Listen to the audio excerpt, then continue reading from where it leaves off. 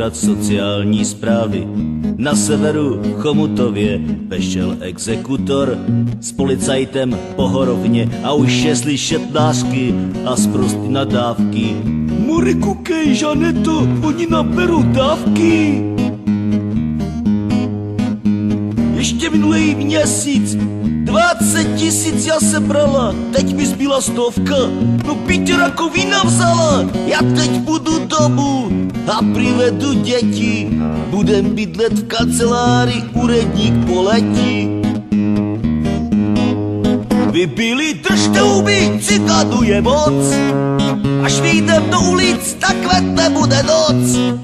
Stejně jste všichni rasisti, já rozbiju ti čelisti a nakopu tě do ryti aj more. Vy bílí, držte huby, cikánu je moc. Letíme do Kanady žádat o pomoc. Stejně jste všichni rasisti, já rozbiju ti čelisti a nakopu tě do ryti aj more. Vyprávěj si krysy, potkani a jiný svišti, že věhlasnej kocá bydlí z cikánama na sídlišti. Cikož z okrach čije, kocá vodku pije a společně si notujou, jak blbě se jim žije. Michale, nekecam, já 10 let už nemám práci a já bych fakt dělal, no nedělám si legraci. Na pumpě má non-stop, tam mají dost chlastů, dáme dávky dohromady, pošleme tam vlastu.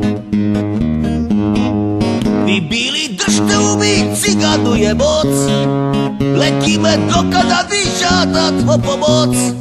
Stejně jste všichni rasisti, já rozbiju ti čelisti a nakopu tě do ryti aj more. Vy bílí, držte huby a ty gypsy hrej.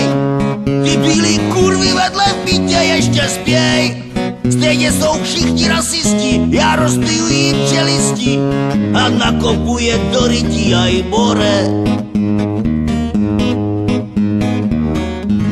Držte huby, Michal hraje.